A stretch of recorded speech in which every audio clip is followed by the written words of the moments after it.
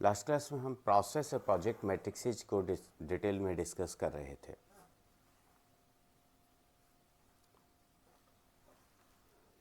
Good morning विजय। Last class में हम project और प्रोसेस मैट्रिसेज की बात कर रहे थे। इनफैक्ट हम लास्ट क्लास के अंदर ही अपने सिलेबस के ऊपर आए। गुड मॉर्निंग ईशा जी। गुड मॉर्निंग कोली जी। इससे पहले हम अपना फाउंडेशन बना रहे थे, बेस बना रहे थे। प्रोसेस एंड प्रोजेक्ट मैट्रिसेज को हमने लास्ट क्लास में स्टार्ट किया था। लास्ट क्लास में जब हम बात कर रहे थे, हमने मेजरमेंट्स की बात की, मैट्रिसेज की बात की। मेजरमेंट्स हमने कहा था कि मेजरमेंट्स बेसिकली एक क्वांटिटेटिव मेजर है किसी एट्रीब्यूट का, जबकि मैट्रिक्स से हम किसी मेजरमेंट्स को यूज में लेते हुए क्वालिटी, परफॉर्मेंस, एफिशिएंसी वगैरह की बात करते हैं। इसके बाद एक और टर्म हमारे पास आया था जिसको हमने इंडिकेटर कहा था। मैट्रिसेज को बेसिकली 3 कैटेगरीज में डिवाइड करते हैं: project matrix, product matrix, process matrix. ये सब हम लास्ट क्लास में डिस्कस कर चुके थे। इसके बाद हम इंडिकेटर पर आए थे। हमने कहा था इंडिकेटर जो होता है वो क्या है, आपको इंडिकेट करता है कि भाई ये इस प्रोजेक्ट पर कुछ ऐसा चल रहा है कि भाई लो क्वालिटी चल रही है। लेकिन लो क्वालिटी कैसे पता चलेगी? मैट्रिसेज से पता चलेगी। मैट्रिसेज कैसे एवेल्यूएट करेंगे? आपके मेजरमेंट से एवेल्यूएट करेंगे। ऐसा हम लास्ट क्लास के अंदर डिटेल में डिस्कस कर रहे थे। हमने काफ़ी सारे इंडिकेटर्स की बात की थी। फिर हमने रिलेशनशिप की बात की थी। हमने कहा था मेजरमेंट से मैट्रिसेज और मैट्रिसेज से हम इंडिकेटर्स पर आते हैं, राइट। देन हमने एक मेजर की बात की, भाई what do we use as basic, size, function वगैरह की हम बात करते हैं। Then we discussed about measure, why do we measure, क्यों मेजर करते हैं, क्या कारण है किसी चीज़ को मेजर करने का, मापन करने का। देन हमने बात की थी कि जो गाइडलाइंस है वो क्या हैं। इन तमाम गाइडलाइंस की हमने बात की थी कि भाई कॉमन सेंस को काम में लीजिए, ऑर्गेनाइजेशनल सेंसिटिविटी को काम में लीजिए। हमने कहा था कि भाई रेगुलर जो फीडबैक है टीम का, जो मेजर कर रहे हैं, जो मैट्रिसेज को तैयार कर रहे हैं, उन रेगुलर फीडबैक पे ध्यान दीजिए। देन हमने कहा था कि भाई किसी को अप्रेज करने के लिए या थ्रेटन करने के लिए मैट्रिसेज को नहीं बनाते हैं। देन हमने और इनके जो जितने इंसाइट्स थी उनकी डिटेल में बात की थी। इसके बाद हमने कहा कि बेसिकली जो हमारे पास प्रोसेस मॉडल, इंप्रूवमेंट गोल, प्रोसेस मैट्रिसेज जो हैं, उनसे हमें निकल के क्या आता है? प्रोसेस इंप्रूवमेंट रिकमेंडेशंस निकल के आती हैं। ये मैट्रिसेज हम क्यों काम में ले रहे हैं? प्रोसेस की, क्योंकि इससे कि हम प्रोसेस को इम्प्रूव कर सकें। बेसिकली तो सारा काम इसीलिए है कि हम प्रोसेस को इम्प्रूव कर सकें। ओके। देन हमने प्रोसेस मैट्रिसेज की बात की, किस किस तरीके की मैट्रिसेज होती हैं, ये अपन बात कर रहे थे। एट लास्ट शायद हम यहाँ नहीं, इससे आगे भी चले गए थे। हमने कहा था कि की प्रोसेस मैट्रिसेज की अगर बात की जाए तो डिफेक्ट रिमूवल एफिशिएंसी होता है, साइक्लिक टाइम होता है, मीन टाइम टू रिपेयर होता है, प्रोसेस प्रोडक्टिविटी होती है। मीन टाइम टू रिपेयर के साथ ही मीन टाइम बिटवीन फेलियर होता है ना। ये तमाम अपन ने रखा है अपने सेशन के अंदर। बहुत सारी मैट्रिसेज है जिनको कि हम काम में लेते हैं, राइट। अगर हम स्पेसिफिकली एसीपी के एग्जाम की बात करें तो एसीपी के एग्जाम के अंदर चूंकि बहुत हाई लेवल का एग्जाम है, हमें बहुत डिटेल में हर पॉइंट को देखना होता है। उनके न्यूमेरिकल्स भी काफ़ी आते हैं। ये हमने लास्ट में पढ़ा था। हमने कहा था डिफेक्ट रिमूवल एफिशिएंसी जो आपके पास है, कि भाई आप कितने एफिशिएंटली डिफेक्ट्स को रिमूव कर पा रहे हैं। डिफेक्ट तो हर प्रोजेक्ट में आते हैं।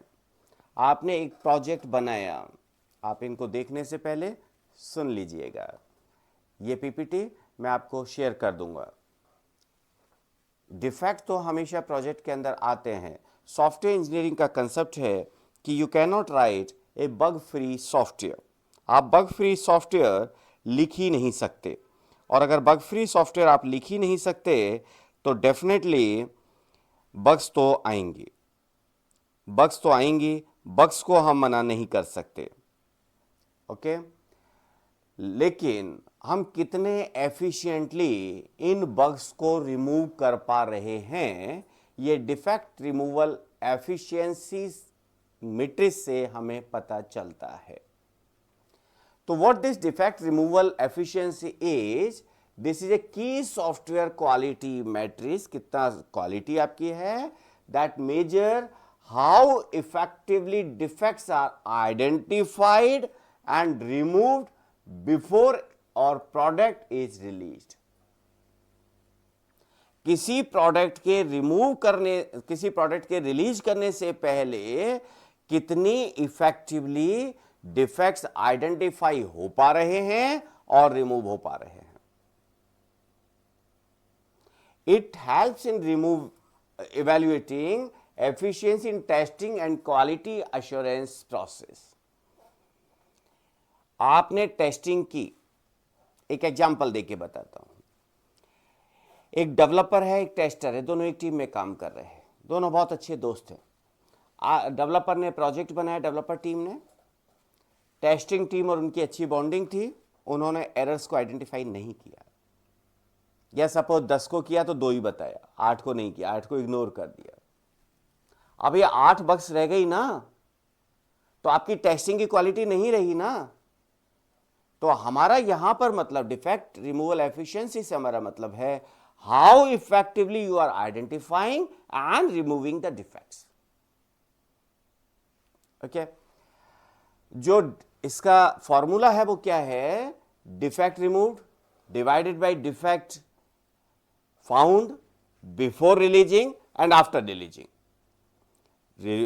आपने प्रोजेक्ट को रिलीज करने से पहले कितने डिफेक्ट्स आइडेंटिफाई किए और उसके बाद में कितने किए, ये दोनों आपके क्या हैं, डिफेक्ट फाउंड है। डिफेक्ट रिमूव क्या है, जो कि आपने रिमूव कर दिए, मल्टीप्लाइड बाय 100। देखिए डिफेक्ट रिमूव क्या है, defect found and fixed before release, before release. Total defects including those found after release. मतलब अगर आपको पहले सपोज 50 डिफेक्ट मिले जिनको आपने रिमूव कर दिया, फिर आपको 20 और मिले आफ्टर रिलीज, तो यहां पर आफ्टर रिलीज वाले भी इंक्लूड होंगे। एग्जाम्पल अपन ने लिया है, a software development team is testing a web application. Before release the test team identified and fixes 180 defects। Test team ने क्या किया, 180 डिफेक्ट्स उसे मिले, उनको फिक्स कर दिया, रिमूव कर दिया। रिलीज करने के बाद, सॉफ्टवेयर यूजर को देने के बाद 20 और डिफेक्ट मिल गए।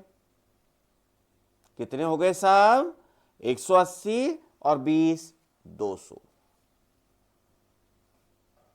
डिफेक्ट रिमूव तो कितने थे, 180। 100 से मल्टीप्लाई किया, this is 180 divided by 200 multiplied by 100। कितना हो गया आपकी एफिशिएंसी, 90%। वापस से समझिए, यहां पर 2 एस्पेक्ट हैं। पहला एस्पेक्ट, आपने प्रोजेक्ट बनाया, उस प्रोजेक्ट को आपने रिलीज किया। रिलीज करने से पहले आपकी टेस्टिंग टीम ने उसे टेस्ट किया होगा ना, कितने बग्स आए जिन्हें कि आपने दूर कर दिया। 50 बग्स आए, सब दूर कर दिया, खत्म बात। एक एस्पेक्ट तो ये खत्म हो गया। दूसरा एस्पेक्ट है कि आपने प्रोजेक्ट डिलीवर कर दिया, रिलीज कर दिया, उसके बाद में भी कुछ डिफेक्ट्स आए। इन दोनों को हम लेके चल रहे हैं कि भाई कितना अच्छा टेस्ट हमने पहले किया कि वो टेस्ट, वो जो आपके डिफेक्ट्स है वो बाद में नहीं आए, पहले ही आ गए, टेस्टिंग के टाइम में आ गए। एक चीज ध्यान रखिए, टेस्टिंग का मतलब ये नहीं है कि बग्स नहीं है, टेस्टिंग का मतलब ये बग्स फाउंड कीजिए। अच्छी टेस्टिंग उसे नहीं कहेंगे जहां पर बग्स नहीं मिली, अच्छी टेस्टिंग उसे कहेंगे जहां पर ज्यादा बग्स मिली। ओके, उसी बात को समझाने की यहां पर DRE ने कोशिश की है कि आपने पहले कितने बग, रिलीज से पहले कितने बग्स आपने पकड़ लिए और उन्हें ठीक कर दिया, वो कितने हैं, और रिलीज के बाद में जो बग्स हैं वो कौन से हैं। ठीक है भाइयों बहनों, take one more example. Consider another software project where testing fixes 100 defects, 100 defects आए, फिक्स कर दिए, और 50 आफ्टर रिलीज आ गए, 50 आफ्टर रिलीज आ गए, तो कितने हो गए साहब? 100/150, 66%।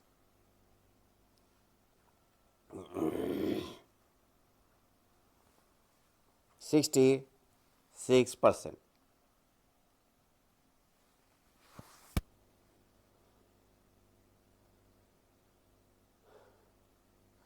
I hope this defect removal efficiency concept is 100% clear to all of you.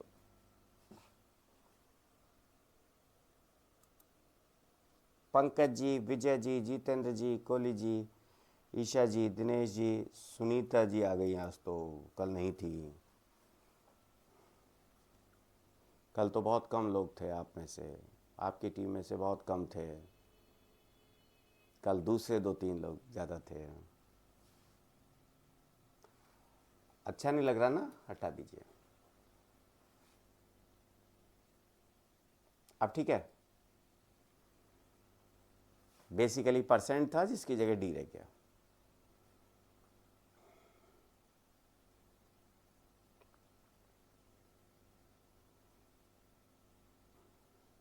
Okay, cycle time. Cycle time क्या है? आपने प्रोजेक्ट किस दिन स्टार्ट किया और कब तक खत्म किया, that is cycle time. Simple.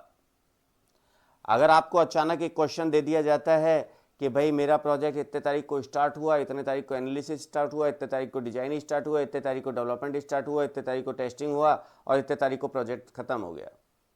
Now what will be the cycle time? You will be confused. बहुत सिंपल। जिस दिन प्रोजेक्ट स्टार्ट हुआ और जिस दिन एंड हुआ, उनका difference is the cycle time. खत्म। हो सकता है डेटा आपको ज्यादा देकर कंफ्यूज किया जाए। देखिए, cycle time in software development refers to the total time taken to complete a task from the moment work begins until it is delivered. वापस से, time taken to complete a task, एक task को complete करने में लगा समय, from the moment work begins, जब से काम स्टार्ट हुआ, अंटिल इट इज डिलीवर्ड। सीधी सी बात है, काम को खत्म करने में लगा समय ही साइकिल टाइम है। It is a key agile software development matrix that measures efficiency in the development process. वो एजाइल आ गया। याद कीजिए, एजाइल में हमने क्या कहा था? हमने कहा था क्लाइंट आपके सर पे बैठा रहेगा, क्लाइंट आपको डेली बताता रहेगा भैया ये काम करना है, ठीक है ना? आपने उस काम को करने में कितना समय लिया, उसको क्लाइंट मेजर कर रहा है, उसको आइडेंटिफाई कर रहा है कि आपने कितना टाइम लिया है। पता चला क्लाइंट ने एक दिन काम दिया, आप 4 दिन तक उसको वापस ही नहीं दे रहे हैं। वास्तव में तो क्रिकेट का मैच था, आप ऑफिस में मैच देखते रहे, तो आपकी जो एफिशिएंसी है वो डिग्रेडेड है। ओके, तो साइकिल टाइम से हमारा मतलब है and time minus start time, completion time minus start time. Okay, for example, A team starts working on a new login feature on March 1st, 1 मार्च को चालू किया, and the feature is fully implemented and tested by March 15th. तो what is the cycle time?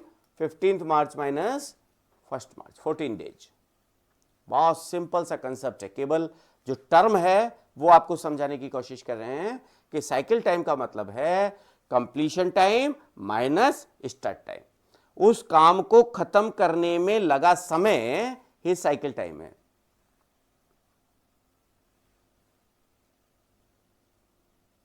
Suppose कोई